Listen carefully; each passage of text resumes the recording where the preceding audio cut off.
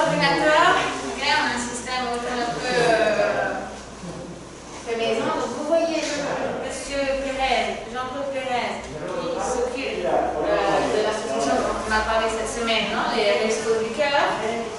Il est là, il vous voit, okay, il vous voit, et moi je vais lui parler, on va lui parler d'ici. Buenas tardes a todos porque buenas tardes. Et on va passer donc la présentation sur le grand écran. Donc vous allez pouvoir, lui, il vous voit et vous voyez la présentation sur le grand écran. D'accord? Donc vous avez tous bien compris cette semaine de quoi il s'agissait, c'est quoi les Restos du Cœur. Plus ou moins on a expliqué. Donc je vais laisser la main à M. Pérez. On va éteindre la lumière et puis on va commencer. Voilà. Parfait, merci. Et puis, si vous, M. Pérez, vous avez quelque chose, vous ne nous entendez pas bien ou l'inverse, on s'interrompt. Oui, ne vous inquiétez pas, j'ai quand même la voix, donc ça fonctionne. D'accord. Alors, bonsoir à tous. Donc, je suis interdit d'espagnol ce soir, donc il va falloir que vous fassiez l'effort de comprendre le français. Si je parle trop vite, levez-moi la main tout de suite et je ralentis le débit. Je vais donc ralentir. Il y a quelqu'un qui a levé la main, c'est ça. Hein, donc, je vais ralentir un peu le débit. Alors, voilà qui je suis. Donc, je m'appelle Père Jean-Claude. J'appartiens au Resto du Cœur de Perpignan, et exactement du département 66, donc de la Catalogne du Nord, de l'autre côté de la frontière. Je suis chargé à la fois de formation, je suis un responsable de l'hygiène pour nous avons 21 centres dans le département, et je suis aussi responsable de la communication dans tout ce qui concerne donc à la fois les rencontres avec les municipalités. Voilà donc qui je suis au Restaurant du Cœur. Aujourd'hui, je vais essayer de vous faire découvrir les Restaurants du Cœur. Alors, donc est-ce qu'il y a d'abord des questions? Des questions? Après, on va laisser avant de laisser notre question. Est-ce qu'il y a des questions? Non, pas de questions. Alors, on va commencer la présentation. Donc, je ne sais pas si vous connaissez tous Coluche, vous savez qui c'est? Je ne pense pas. Alors, de son nom Colucci, c'était un humoriste français qui est très connu et donc qui a une aura sur la partie culturelle en France. En 1981, Coluche veut décider de se présenter aux élections présidentielles de la France. Parce qu'il commençait à avoir un petit peu marre de tous ces partis. Alors, il faudrait que je vous répète qu'en 81, on a Giscard d'Estaing, on a Mitterrand et Coluche. Et Coluche, au premier tour, à la grande surprise générale, va faire 14% des voix. Donc, les politiques vont aller voir et lui demandent, c'est pas lui-même, il a été surpris du nombre de voix qu'il y a eu, et ils lui ont dit, écoutez, il faudrait peut-être, c'est la presse un peu professionnelle, il va en profiter, parce qu'il avait des idées derrière la tête, il va en profiter pour dire aux personnes qui se présentent, écoutez, je vais me retirer, mais celui qui gagne, je reviendrai le voir parce qu'il y a des choses à faire certainement pour tout ce qui est la partie sociale en France. Et qu'est-ce qui va se passer? Alors là, nous sommes sur la diapositive. On va passer sur la diapositive 1. Non. Elle a avancé, c'est bon? Non, ok. Voilà, donc le 26 septembre 1985, Coluche, sur Europe 1. Europe 1, c'est une station de radio que nous avons en France, qui est très connue. Et il dit, il y en aura pour tout le monde, parce que bon, c'est en 85, il y a eu une période de froid très importante en France. On a faim. Et il ne peut pas supporter de voir tous ces gens qui sont un peu partout. Alors, et voilà, qu'est-ce qu'il fait? Alors il dit, voilà, j'ai une petite idée comme ça, si des fois il y a des marques qui m'entendent, s'il y a des gens qui sont intéressés pour sponsoriser une cantine gratuite, qu'on pourrait commencer par faire à Paris par exemple, et puis qu'on étalerait après dans toutes les grandes villes de France. Il lance ça sur Europe 1. Oui? Je vous interromps et je vais vérifier que tout le monde ait bien compris cette phrase. Il y en aura pour tout le monde. Est-ce que vous avez bien compris ce que ça veut dire? Il y en aura pour tout le monde. Que tout le monde, en 1985, il y a eu une saison, il a fait très très froid, et il y en aura pour tout le monde, ça veut dire qu'il y aura à manger pour tout le monde. Donc c'est ce que j'ai expliqué. Coluche, c'est l'humoriste qui est là, et lui il a décidé qu'il avait les moyens, politiquement, socialement et de sa position, il avait les moyens de faire que tout le monde puisse manger. Donc c'est un petit peu ça. Il y en aura pour tout le monde, c'est que ce que je vous ai expliqué, que tout le monde pourra manger une fois par jour. Donc c'est un peu ça. Hein. On continue. Voilà. Donc en fait, c'est ce que vous avez dans le refrain de la chanson des Enfoirés. Personne n'a le droit d'avoir faim ni d'avoir froid. Personne n'a le droit d'avoir faim, ni personne n'a le droit d'avoir froid. Okay? Donc ça c'est une phrase qui apparaît dans la chanson typique, la chanson qui représente les Restos du Cœur depuis 1985. Ok. Alors, donc voilà, il fait ça. Et alors il était bien sûr sur Europe 1. Et c'était dans son émission où, alors il ironise sur les politiques. Ça veut dire, alors je vais le traduire d'une certaine manière, l'ironie, ça veut dire qu'il fait de l'humour sur les politiques. Il se fout un petit peu, nous avons une tradition en France où on critique énormément les politiques et on en rigole. Donc, et puis de l'autre côté aussi, c'est quelqu'un qui fustigeait, alors fustiger ça veut dire taper, et tout ce qui était sur les racistes. Est-ce que vous avez compris ce que j'ai dit? Oui, vous avez compris? Donc c'est un humoriste qui critique la politique et les politiciens. Ok? Donc il a critiqué beaucoup, et le racisme aussi beaucoup. Mais il critiquait aussi beaucoup la politique et les politiciens. Ok? Alors, ça va déboucher le 14 octobre. Je change? Donc, le 14, non pas encore. Le 14 octobre, il fait la déclaration de l'association à la préfecture de Paris. Ok? Alors là, on va changer parce qu'on va voir l'objet.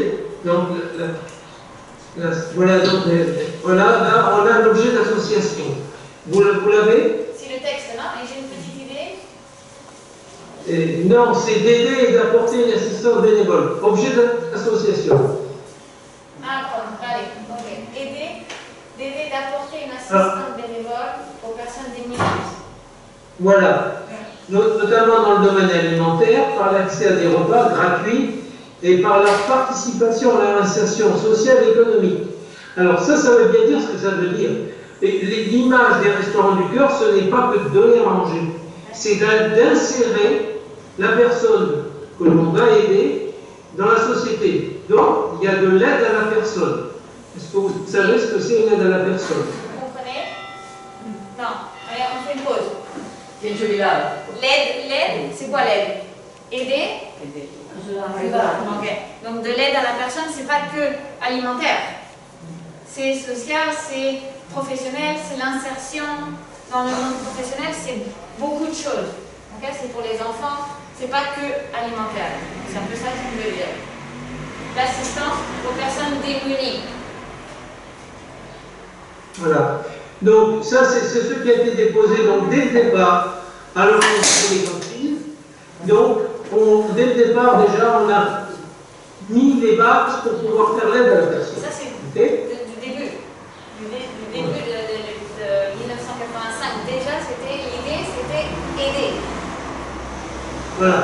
Alors, là, passe à la diapositive suivante. Donc là, tapez juste une fois. Oui. Histoire d'une petite idée comme ça. Oui. Alors, en 1985-1986, bon, la personne qui a gagné les élections et qui est au pouvoir, c'est Mitterrand. Son premier ministre, c'est Michel Rocard. Et donc, Coluche décide d'aller voir Rocard, de lui rappeler les engagements qu'il avait fait en 81, en disant moi si je me retire, faut m'aider. Et Rocard va demander à son ministre de l'Agriculture, qui était Henri Nallet à l'époque, de créer une équipe pour mettre en place cette cantine.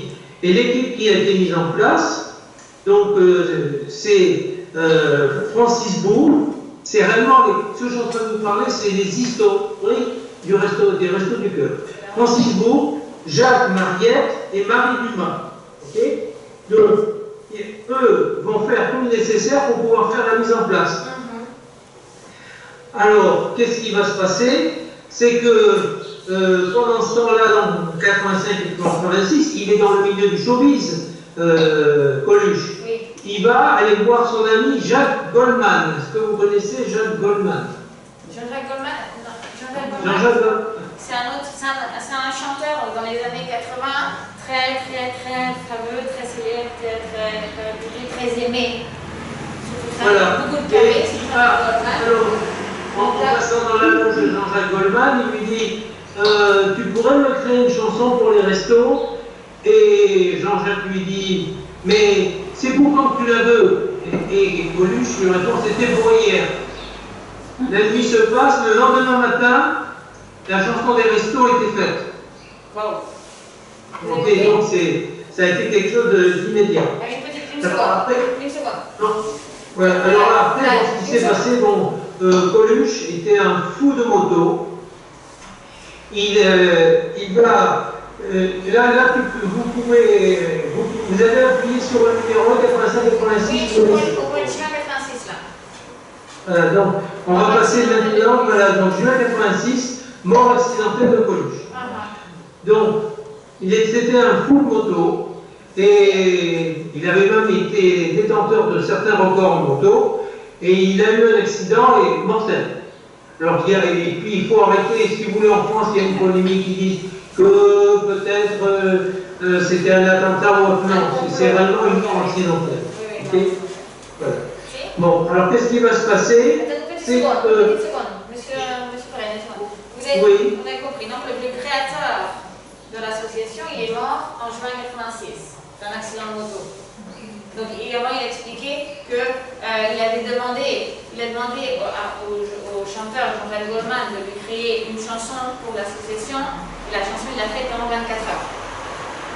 Parce que le chanteur s'est dévoué à l'association et il a fait la chanson super rapide. Donc c'est un peu ce qu'il a expliqué. Donc on a ici le tout début de la mise en place de l'association. Voilà. Alors, et évidemment, avec les personnes qui sont en place, donc Francis Bourg, Jacques Mariette et Marie Dumas, et le Coluche avait aussi demandé, il y avait alors à l'époque, on avait des stocks à l'Europe, on stockait le beurre, le lait. Parce que pour ne pas inonder le marché et casser les prix, l'Europe, à chaque fois, rachetait des stocks et les mettait dans des frigos.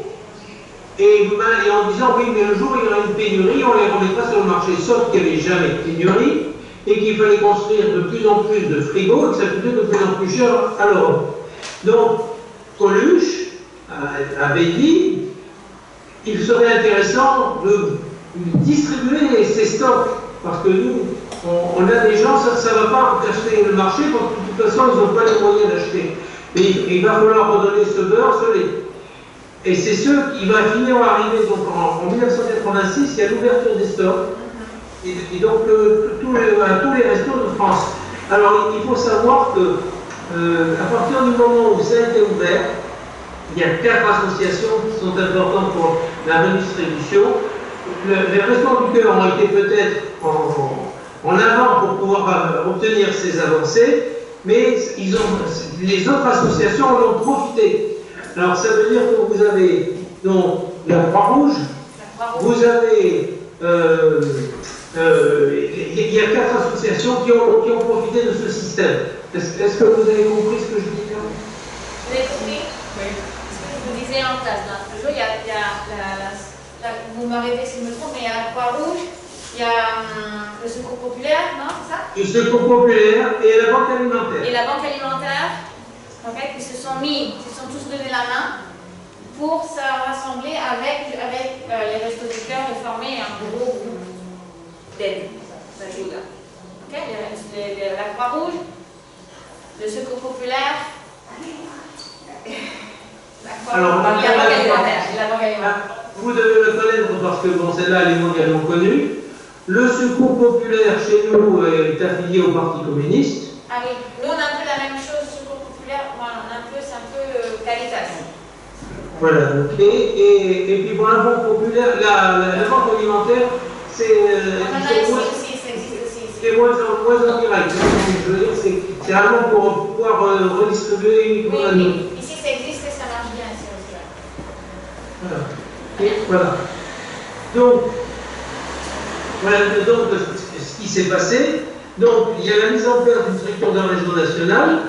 Et donc, il faut savoir que, par exemple, pour les Pyrénées-Orientales, l'association a été créée en novembre 87. 87. Oui, alors que, je vous ai bien dit, on a donc les premiers statuts qui datent de 85.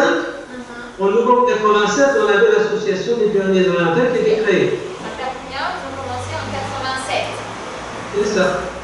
Très, très alors, j'en profite pour vous dire qu'aujourd'hui, la présidente en place s'appelle Odile Brégat. Voilà. Et voilà, donc je vais passer. Alors après, il y a eu en 1988 et 1989, il va y avoir une loi toujours Coluche, parce que le petit groupe qui est resté en place, donc François Bourg, Mariette et Marie Dumas, continuent à se battre pour les Restos du Cœur. Et ils vont essayer d'obtenir des réductions fiscales pour les dons.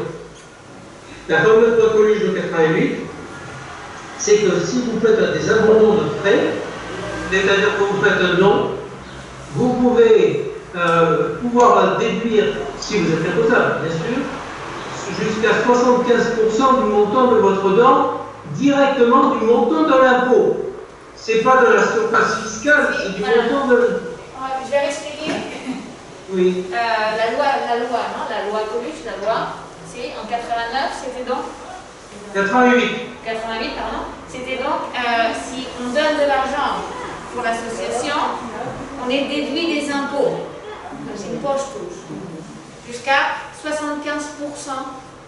de déduction d'impôts. C'est limité. Bon, c'est limité, on ne peut pas dire plus de 800 euros. Comment? C'est limité. Ah. Je veux dire, on ne peut pas dire je donne 10 000. Ah, d'accord. Oui. On ne peut pas déduire plus de 800 euros. 800 euros maximum, non? Par personne et par an. Par foyer fiscal. Par foyer. Par maison. Par maison? D'accord. Ok. Ok? Bon. Voilà. Alors, après on arrive donc en 1989, voilà 80-90, il y a les premières tournées des Enfoirés. Alors les Enfoirés, c'est une structure qui est à part, qui a été mise en place donc avec la fameuse chanson des Restos du Cœur et qui fait un spectacle tous les ans et qui est les fonds récupérés pour ce spectacle sont donnés au Restos du Cœur pour pouvoir acheter des repas et autres. Alors en sachant que tous les participants, c'est-à-dire les artistes, et il y en a beaucoup qui participent, leur participation est entièrement gratuite. Quand vous demandez à votre famille de venir dans la salle pour vous voir, ces artistes achètent les places. Les seuls frais qu'il y a, c'est uniquement les techniciens du son, de la lumière qui sont payés. Tout le reste est gratuit. Donc c'est vraiment quelque chose d'assez exceptionnel et qui se fait une fois par an en France, donc le fameux concert des Enfoirés. Est-ce que vous avez bien compris? Oui. Donc, oui, pas beaucoup. Le concert, un concert. Il y a un concert par an avec beaucoup de chanteurs français de l'année à la mode, aimés. par tous les 31 ans. Moi, je le dis toujours, je participe pas beaucoup, mais le concert des Enfoirés, je l'ai acheté tous les ans. J'ai acheté le CD et les livres, et j'ai acheté beaucoup les CD tous les ans. Chez moi, à la maison, on a toujours regardé les concerts à la télé. Et donc, les gens qui partent, il y a les spectateurs au concert qui payent leur entrée, c'est pour l'association. Les artistes chantent gratuitement. Les seules personnes payées, c'est le personnel technique. Les techniciens, la caméra, etc. Mais le reste, c'est tout est bénévole. Ok, voilà. Alors, donc cette même année, on va créer les camions du cœur. Alors, les camions du cœur, ce sont ce qu'on appelle la ramasse. Alors, la ramasse, ce sont des compas tous les soirs avec des contrats, des couvertures.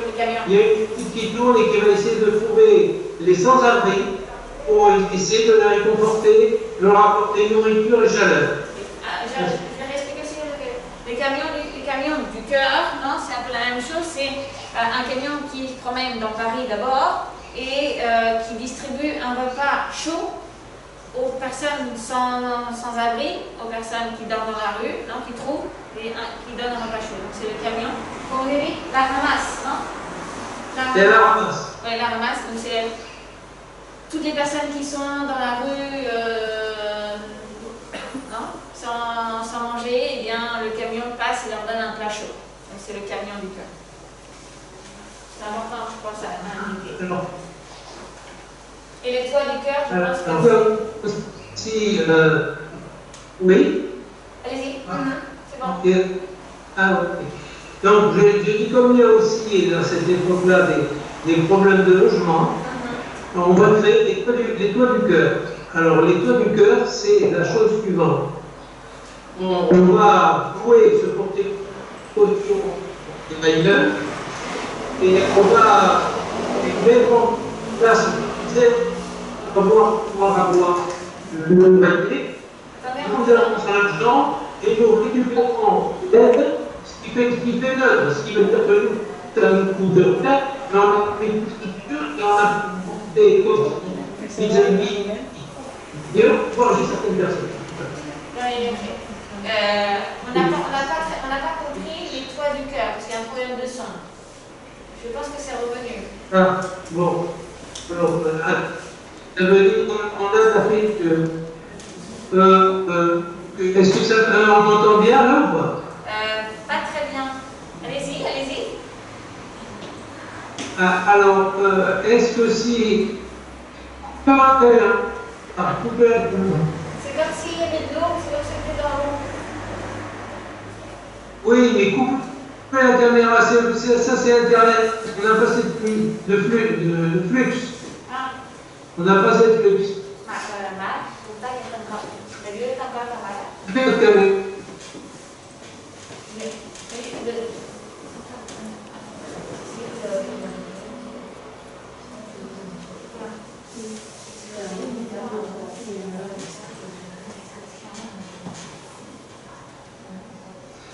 Voilà. Est-ce que vous m'entendez mieux maintenant? C'est peut-être mieux, oui. Allez-y, vous pouvez commencer les toits. Les toits du cœur. Oui. Alors, je disais que les toits du cœur, ouais. En 89, il y a beaucoup, l'hiver 89, il y a beaucoup de gens qui sont sans abri. Donc, on va essayer de trouver des bailleurs. Les bailleurs sont des gens qui louent des appartements. Et on va essayer d'en trouver, on va se porter caution. Et on va monter des dossiers, c'est-à-dire qu'on va avancer l'argent pour payer le loyer, et on va se débrouiller pour avoir toutes les aides et récupérer, et que l'opération soit blanche pour les toits du cœur. Mais par contre, on a fait le nécessaire caution, trouver les appartements et on met des gens en place. D'accord. Vous avez compris là? C'est bon? Non, non. Les toits, c'est le même système. Trouver un appartement, une maison, non, pour justement les personnes les plus démunies. Et l'association, ce qu'elle fait, c'est qu'elle avance la caution, la fiança. Elle avance les paiements pour faciliter, encore une fois, c'est faciliter la situation des personnes les plus démunies. Donc c'est aussi c'est le rôle de l'association et c'est ça aussi. C'est ce qu'il explique, les toits du cœur, les toits del sostre, les toits du cœur. C'est bon? Ok. Alors, après, alors, nous faisons dans cette même période, en 91, va être créé des jardins du cœur. Alors, les jardins du cœur, est-ce que vous avez des jardins familiaux en Espagne? Vous savez ce que c'est? Les jardins du cœur, des jardins familiaux, des jardins, est-ce que ça vous dit quelque chose? Ça existe ici? Oui? Je ne le connais pas, moi. Alors, les jardins familiaux, c'est en fait, alors bien souvent, ce sont les mairies qui vont mettre un espace où vous allez pouvoir, alors on va donner un lopin de terre, petit, pour pouvoir faire pousser des légumes. Okay? C'est ce qu'on appelle en France les jardins familiaux. C'est un terrain pour cultiver. Pour cultiver et faire des légumes. Des salades, des carottes. Donc c'est un terrain qui est donné par la mairie, qui est cédé par la mairie, et les personnes donc, ont cultivé les légumes, principalement les légumes. Voilà, alors donc il y a une petite location qui est demandée par la mairie. L'idée, ça a été de dire, là où on peut, on va récupérer des jardins, on va payer ces jardins et mettre. Alors déjà, ça permet de faire une réinsertion des gens qui vont avoir envie de découvrir la nature, de planter, de suivre. Donc ça donne une activité et en plus derrière, il y a la récupération de ces fruits et légumes. Ok, donc ça donne du travail aux personnes qui cherchent du travail, la réinsertion encore une fois, aider à s'en sortir et après évidemment utiliser les légumes qui sont cultivés. Voilà.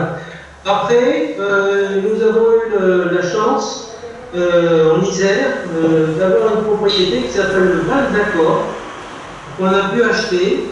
Parce que bon, il faut savoir que beaucoup de gens qui n'ont pas les moyens ne partent jamais en vacances. Donc le Val d'Accord, c'est une résidence pour pouvoir qui est dans les bois, qui est au milieu donc, de jardin, et on a 19 lits. Donc tous les autres, en période de semaine, on fait tourner, et on va envoyer ou des jeunes, ou des familles qui n'ont pas la possibilité de prendre des vacances. En Isère, vous allez bien? Oui, le Val d'Accord est en Isère. Isère, vous me rappelez, c'est un département. Oui, mais c'est exactement. Alors, le département, il est plutôt le centre de la France. Ok. Bon, dans le centre de la France, il y a c'est comme des colonies, non? C'est comme un. C'est une sorte de colonie, mais en fait, c'est la famille qui vient. Okay? Oui. Et ils sont une maison, des colonies de vacances, non? Et la maison elle a été cédée, elle a été donnée à l'association. Donc ça a permis de passer des vacances pour les familles qui ne peuvent pas partir en vacances avec les enfants. Et donc c'est en 1991. En 1991, ils ont déjà, donc ça fait déjà 6 ans qu'elle existe, l'association. Et donc ils ont déjà acquis beaucoup de choses et permettre à la famille de partir en vacances. Voilà.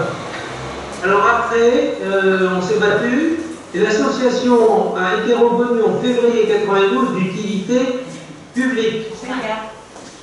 Donc c'est l'association nationale qui est d'utilité publique. Ce qui veut dire qu'on peut recevoir des dons publics.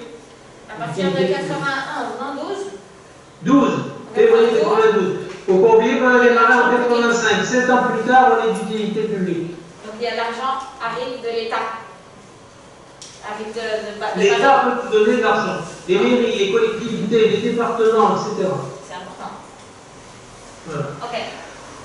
Après, alors, là, on peut appuyer, donc en 93-94, on va créer nos premiers relais bébés. Parce que, figurez-vous que, tout simplement, toute cette population qui a besoin d'être aidée, il y a aussi des bébés. Donc, on a créé ensuite un relais bébé par département. Alors, ce qui permet d'avoir des couches, de la nourriture spécifique pour les bébés, les biberons, enfin, tout ce qui tourne autour du bébé. Okay. Donc, voilà, ça c'est à partir de 93. Voilà. Je pense qu'il n'y a pas beaucoup de questions là-dessus. Hein, c'est ça. Compris, hein? Bon, les restos bébés, vous avez bien compris. Non, les biberons, les couches, pagnards, et toute l'aide pour les mamans et les familles avec des bébés. Ok. Alors, en 95, voilà, en 95, on va acheter une péniche qui est sur la Seine à Paris et on va la transformer. Ça sera de la péniche du cœur pour les sans-abri. À Paris. C'est un temps d'hébergement en période de crise jusqu'à 70 ans.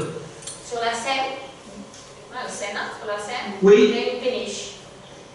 Il y a une péniche, ils ont acheté la péniche, c'est la péniche du cœur et c'est aussi pour les sans-abri, c'est la même chose. Hein, c'est toutes les acquisitions de l'association. Ok. Voilà. Après, donc, en 97, vous avez peut-être mis 97, 98, oui, vous l'avez mis. Oui. Donc là, voilà, on va créer des chantiers d'insertion. Alors, ça veut dire qu'on va pouvoir, avec les aides que le gouvernement français donnait à l'époque, faire des chantiers où on va pouvoir apprendre à travailler. Donc on est bien dans l'aide à la personne, il n'y a pas que la partie alimentaire.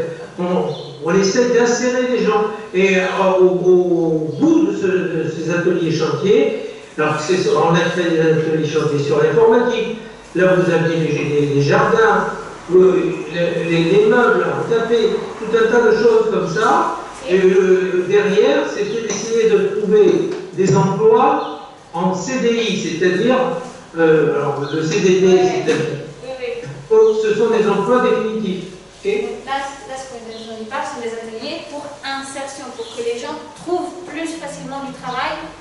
Donc c'est l'informatique, des ateliers taillés, des ateliers informatiques, des ateliers réparation, menuiserie, la fruiterie, fabriquer un meuble, on a les jardins, des choses pour aider. Là, je vois, il y a lutter contre l'illettrisme, donc apprendre à lire, à écrire, aider, donner le plus de facilité aux personnes pour trouver du travail. Alors, là j'en viens donc aux ateliers donc CLE, c'est-à-dire communiquer, lire, écrire.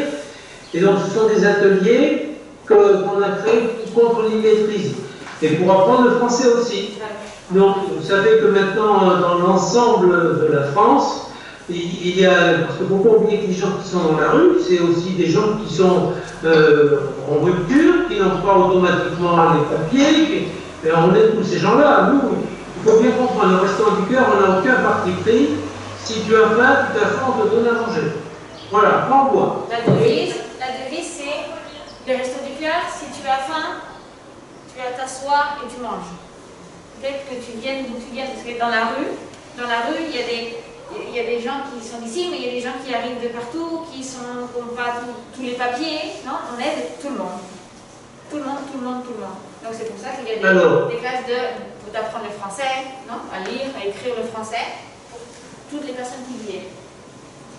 Alors donc après, en 98 et 99, on va changer notre système de distribution, parce que jusqu'à cette époque-là, on faisait une sorte de colis, un repas colis, okay, et on disait voilà c'est ça.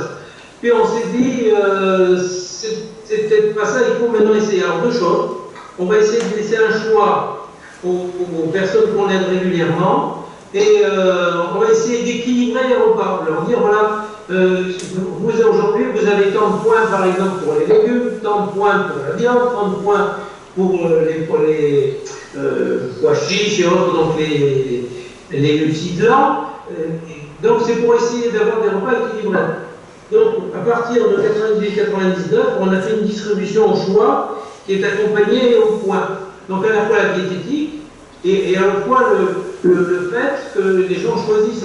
Est-ce que tu veux une boîte de conserve de petits pois, est-ce que tu veux une boîte de conserve tomates, de tout ce qu'on voudra. Alors, ce qui veut dire que dans nos espaces de distribution aujourd'hui, ce n'est pas les colis qui sont préparés. On rentre, il y a les légumes, il y a les conserves, il y a les congélateurs avec de la viande. Donc, on fait fait comme si on rentrait dans une épicerie et on fait son marché. Si. Avant, au début du fonctionnement, c'était un colis, un paquet, comme un pique-nique. J'imagine dans le pack, il y avait des pois chiches, chez Sigrotte, et des petits pois, des pommes de terre avec du thon, mine. Mais après, à partir de la fin 98-99, ils ont changé le système. Donc c'est rentré comme dans un supermarché. Non, ici vous avez les légumes secs, ici vous avez les légumes, ici vous avez les viandes, les conserves, et chacun prend ce qu'il veut. C'est un changement de système. Donc ça fait, voilà, c'est l'autonomie. Les gens doivent organiser. C'est un peu ça. Ok. Oui. Alors, donc, on appelait ça avant, donc ça s'appelait la distribution postée, sans choix. Donc à partir de 99, c'est la fin de la distribution postée sans choix. On passe en choix du repas accompagné d'un bénévole, avec un lien social et une convivialité. Ok?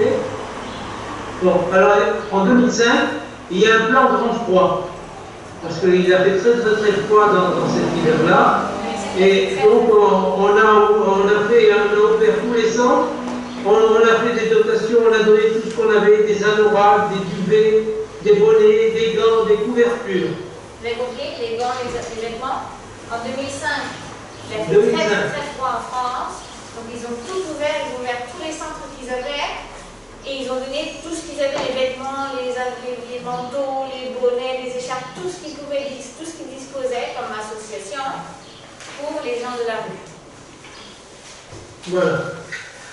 Alors, bien sûr aussi, dans cette période-là, on commence à faire des collectes nationales. Donc aujourd'hui, c'est en mars. Donc en même temps que la journée nationale dans les grandes surfaces, il y a aussi la communication des enfoirés. C'est-à-dire qu'il y a le concert des enfoirés au même moment que nous faisons la collecte nationale. Alors, juste pour vous dire que cette année, c'est très particulier le Covid. On est dans des moments difficiles. Eh bien, écoutez, on est quand même très content de notre collecte nationale cette année, parce que le français est venu aider. On a fait plus 28% par rapport à l'année dernière. Vous avez compris? Oui, non? Cette année, une année difficile pour tout le monde. Les dons, les aides, les apports, ils ont augmenté de 28% par rapport à l'année dernière. Plus 28% de dons, de donations. Cette année, tous les ans, qu'est-ce que vous avez vu le mois de mars? C'est le concert et, ah oui, la banque, et comme la collecte, comme la banque d'aliments, non? La banque d'aliments.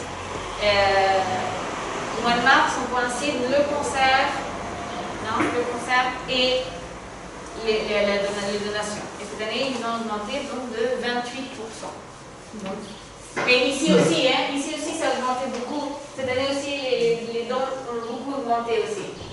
Mais tant mieux, ça veut dire que le cœur est toujours là. Oui. Alors, cette même année-là, 2005, nous faisons l'équilibre nutritionnel. C'est-à-dire qu'on a augmenté la partie des légumes fruits et frais. Légumes frais et fruits frais. Tout ça pour être mieux avoir donc, les fameux protéines, l'accompagnement, les desserts. Ok? Est-ce que vous avez compris là? Vous avez compris? À partir de cette date-là, c'est 2005, on introduit aussi les desserts et on introduit, qu'est-ce que vous avez dit?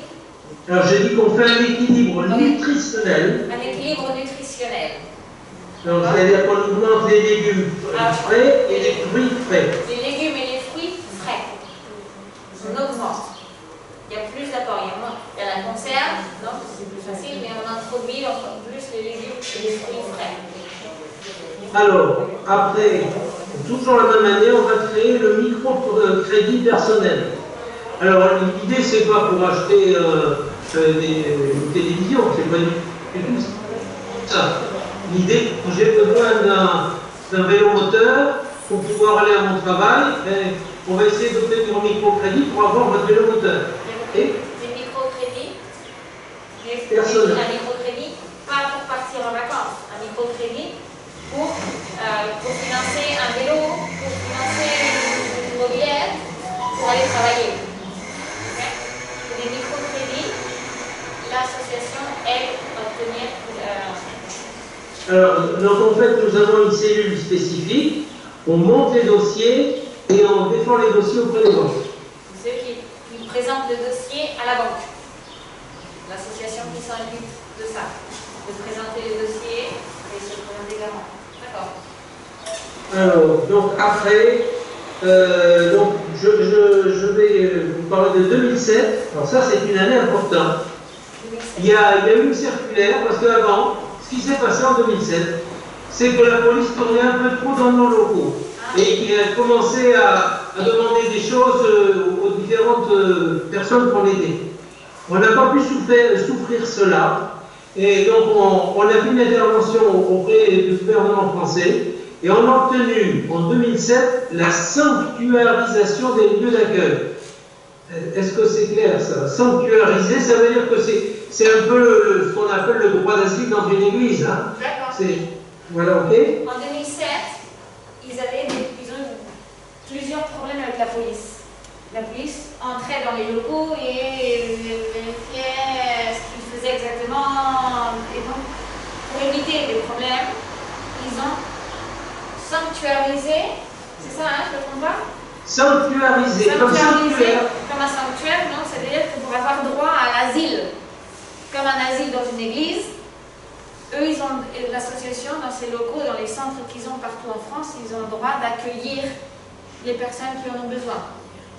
Parce qu'il y avait peut-être un problème un peu ici légal et la police a posé quelques problèmes et donc on arrête tout. Ils sont allés voir le gouvernement. En 2016, c'était qui? 2007. Oui, mais c'était qui le gouvernement?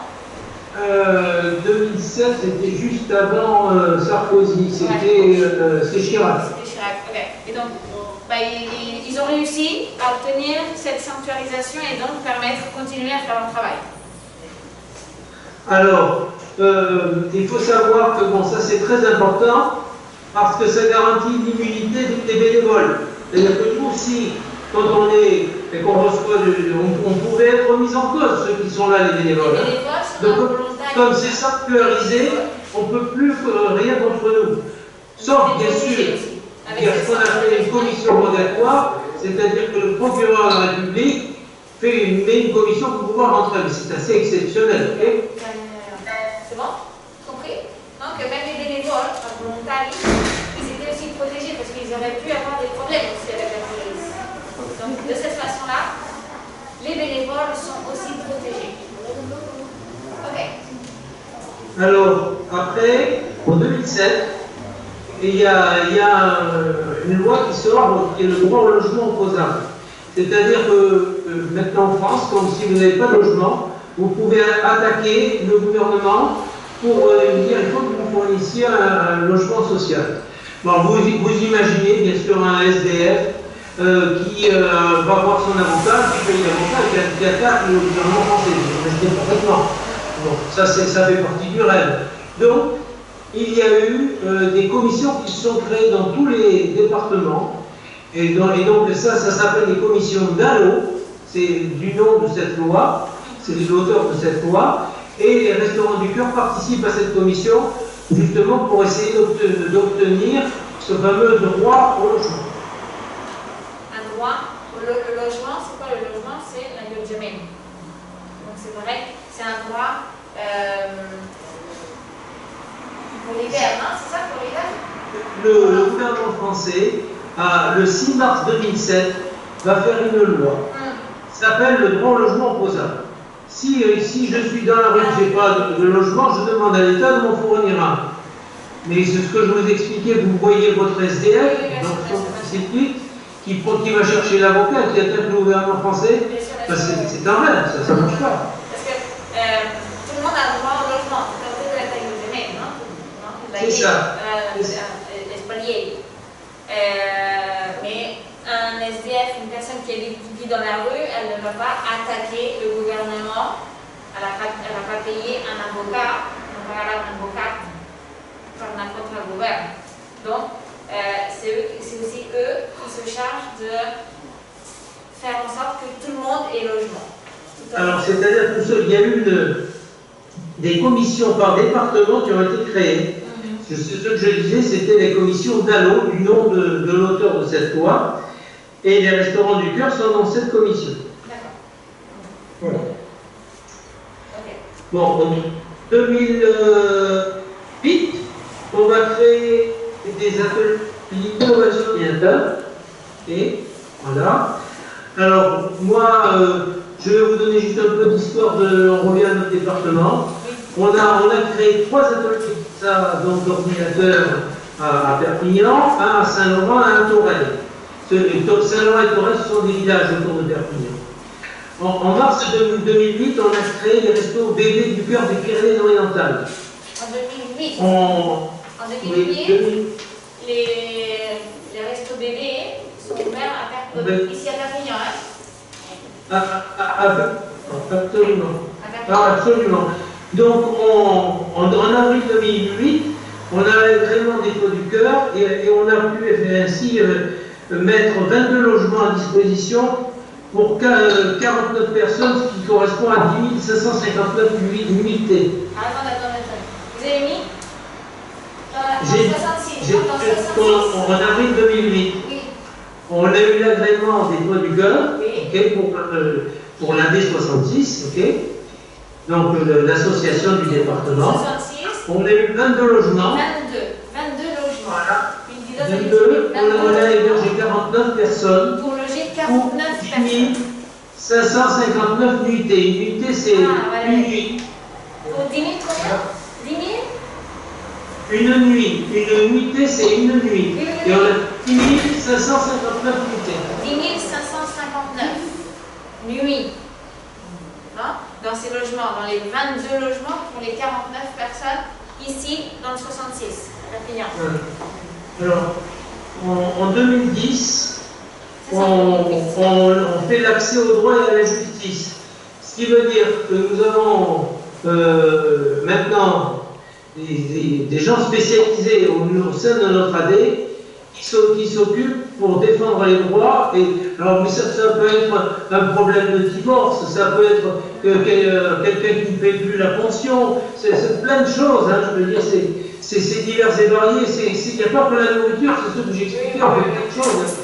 Okay. C'est que, il y a beaucoup d'aide au niveau aussi juridique, hein, des avocats, des avocats qui peuvent aider dans un cas, un divorce, une pension alimentaire, non, des parents divorcés, les enfants, ils ont une pension alimentaire, il y a un problème, okay, donc c'est beaucoup d'aide, et là aussi c'est au niveau juridique. Alors, donc, auparavant, avant 2010, les restos du cœur n'étaient ouverts que pour l'hiver en période donc, de difficulté de froid. Comme les difficultés sont très importantes toute l'année, depuis 2010, les restos sont ouverts toute l'année. Vous avez compris ça? Avant 2010, c'était ouvert de novembre à mars. Okay? Novembre à avril. De novembre à avril. Et à partir de 2010, ils ont commencé à ouvrir toute l'année. Donc, ce qui veut dire que là, nous sommes dans notre campagne d'été depuis quelques jours. Ils ont commencé la campagne d'été, la campagne estive, depuis 15 jours, depuis avril. De avril à novembre, c'est l'été, et de novembre à avril, c'est l'hiver. Et c'est ouvert toute l'année. Avant, non. Alors, il y a aussi quelque chose d'important. En 2010, on va mettre en place avec les autres associations un guide alimentaire qui s'appelle, pour l'hygiène, qui s'appelle le guide des bonnes pratiques et missions d'hygiène et de sécurité alimentaire. Ce qui veut dire qu'on a maintenant tout un processus qui a été accepté par rapport à ce guide qui est basé bien sûr sur le code de la consommation française, qui n'est pas très vieux, hein, il date de 91, le code de la consommation, et donc avec des dates limites de consommation, des dates de dépassement, etc. Donc il y a tout un tas de règles pour respecter l'hygiène. Ok, ouais. C'est bon? Oui. Hygiène. Alors, là donc on arrive en 2014. 2014, et donc les frigos de l'Europe sont vides. Il n'y a plus rien. Et il va y avoir une transformation, c'est qu'on se bat, parce que l'Europe dirait maintenant qu'il n'y a plus rien, mais on ne vous donne plus rien. Mais on dit non, vous pourriez peut-être transformer ça en argent. Et donc, le fonds d'aide aux démunis va devenir le PAD. Donc, le PAD 2005 devient le fonds donc, de aide aux démunis en 2014. Donc, il faut savoir que, par exemple, ça représente 3,8 milliards d'euros sur 7 ans, ce fonds européen. Donc, c'est ce qui correspond donc, pour nous, par exemple, à 500 millions d'euros par an. Okay. Depuis 2001, non? Ça a démarré en 2005. 2005, il a été transformé en 2014. Donc l'Europe, l'Union européenne, donne de l'argent. Et ça représente combien vous avez dit? 500 millions. Alors pour les 4 associations, hein, c'est pas que nous. Oui, hein. Ça représente sur 7 ans 3,8 milliards d'euros. 4 milliards, 4 milliards. 4 milliards, c'est. Sur 7 ans. 4 milliards en catalan, c'est 4 000 millions. 4 000 millions d'euros. Pour les 4 associations, hein, oui. La Croix-Rouge, la Banque alimentaire, le Secours populaire et ça, c'était sur 7 ans, d'accord? Voilà, après, en 2014, on est arrivé depuis 2014 avec les producteurs laitiers parce qu'il faut savoir qu'il y a beaucoup trop de production de lait en France. Le lait. Donc, on a mis en place, le gouvernement a accepté qu'on fasse une exonération fiscale des dons laitiers. Alors, ça a représenté, en 2014, pour les restaurants du cœur, 7 millions de litres. 7 millions de litres de lait. 7 millions de litres de lait qui peuvent être donnés aux associations. De l'excédent du plus, de l'excédent de production en Europe. Voilà. Alors après, donc nous, on va créer, si vous voulez, donc comme ça devient une entreprise très importante, on était au tout début en 85, on était 5000. Aujourd'hui, on est plus de 70 000 bénévoles. En France? Oui. Ils ont commencé, ils étaient 5 000 bénévoles. Oui. Bénévoles, c'est pas la Ola Magica, bénévoles, 5 000. Ils sont aujourd'hui 70 000. 70 000. 70 000. C'est pas beaucoup. Donc ça fait qu'il a fallu qu'on crée, nous on a créé en 2015 un projet informatique pour essayer de mieux gérer tout ça, qui s'appelle FIX. Donc en fait on est en train d'avoir les besoins d'une entreprise. Hein. Okay. C'est comme une société, c'est comme une entreprise, il faut organiser les bénévoles. 70 000 personnes, il faut que, non, il y a un programme informatique, il faut une formation, il faut faire beaucoup de choses. Et puis derrière aussi, ce qui est important sur Ulysse, c'est que nous, comme nous continuons comme notre première chose, c'est l'alimentaire, ce qui veut dire qu'on a des stocks, on a des camions, donc ça se gère, ça s'appelle l'approvisionnement. Donc tout ceci se gère. Hein. Le stock, non, la gestion du stock, il faut s'organiser. Ok, alors en 2016, en France, on a fait 10 ateliers, il y a eu 10 ateliers de français parlant dans les PO et 8 ateliers d'accompagnement scolaire dont il y a eu aussi, on a créé des petits déjeuners. Donc on a 7 centres qui font les petits déjeuners tous les matins, ici dans les Pyrénées-Orientales. C'est quoi les petits déjeuners? Des salons. Ils préparent aussi des petits déjeuners pour les enfants qui ne peuvent pas prendre de petits déjeuners chez eux avant d'aller à l'école. Et les grandes personnes. Et les grandes personnes auxquelles vous n'avez pas. Combien vous avez dit? 700? Ah ben, nous avons 7 centres qui font les petits déjeuners le matin. Centres dans les PO, dans les Pyrénées-Orientales. Pyrénées-Orientales, oui. Ici, à Perpignan, il y a 7 centres qui préparent les petits déjeuners tous les matins. Pour les enfants avant d'aller à l'école et les personnes avant d'aller travailler. C'est énorme. Alors, il faut savoir que, bon, par exemple, en ce qui concerne les vacances à un niveau national, on a fait partir 5000 personnes en vacances. C'est 5000 personnes sont parties en vacances grâce à l'association.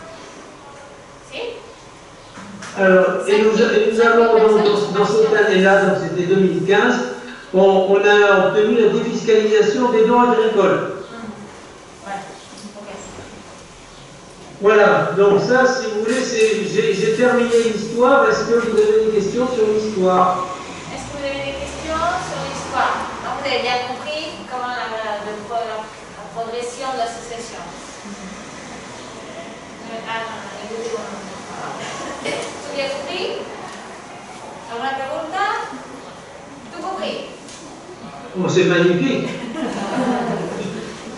C'est très bien expliqué. Merci beaucoup. Alors, après, nous avons, on est sur la diagramme où on voit les restos en 1985. Ok? En fait, c'est les restos de 85 à aujourd'hui. Ok? Une diapo qui s'appelle les restos en 1985. Ah, mais la diapo? Oui. Ah non, c'est là. Ah non, je ne sais pas sur quelle diapo vous êtes. Elle s'appelle les restos en 1985, aide alimentaire. Ah, oui. Ça fait Ok. des fois les 8 millions de repas servis. Ça, c'était en 85. Et alors là, on va voir qu'est-ce qu'on est devenu aujourd'hui. Alors, je ne vais pas reprendre tous les chiffres, mais sachez qu'on a accueilli 900, donc ça, c'est les chiffres de 2019, puisque les chiffres de 2020, je ne vais pas rentrer. On a accueilli 900 000 personnes pour l'hiver et 670 000 pour l'été. Et donc, ça veut dire qu'on a presque une population de millions de personnes qu'on aide tous les ans.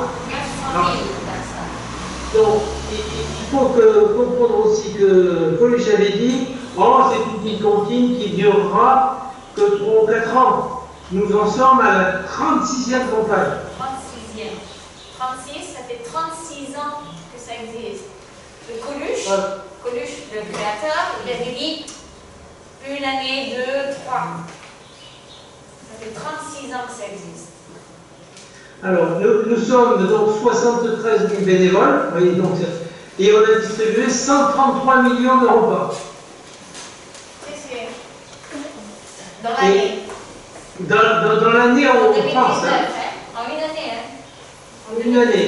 Et si on reprend depuis 85, on a distribué 2 milliards de repas. 2 000 millions de repas depuis 2000. 2 000 millions. Donc c'est complètement énorme. Hein. Énorme. Donc, ça veut dire que tous les ans, on utilise 115 000 tonnes de denrées distribuées. C'est énorme. 115 000 tonnes. On est là, 115 000 tonnes de manger. Voilà. 30 000 bébés aidés de moins de 12 mois. Même de l'autre semaine. Alors ça, il peut répondre à 60 000 restos bébés que nous avons sur l'ensemble de la France. Ok? Sur toute la France. Toute la France, voilà. 60 000 restos. Alors, nous avons eu, on a aidé en gestion budgétaire, c'est-à-dire à savoir comment gérer un budget, plus de 3000 personnes. Ça c'est l'aide à la personne. On a obtenu 816 microcrédits. 816 microcrédits en année. Voilà. Ça existe encore, les microcrédits. Là, c'est 14 000 personnes pour la prévention et l'accès à la santé. On a un département santé. On a par exemple ici un médecin qui s'occupe, un médecin à la retraite, qui s'occupe de la partie santé, qui voit si, par exemple, là, on est en train de faire passer un camion spécial contre la tuberculose. On s'est mis d'accord avec l'hôpital de Perpignan et on le fait passer dans les différents centres pour essayer de faire de la recherche, savoir si on trouve des gens qui ont des problèmes. Donc, ça c'est au-delà de la partie alimentaire. Bien sûr, bien sûr. Il y a des médecins, les médecins, les docteurs, les médecins à la retraite, à la retraite, les médecins à la retraite, qui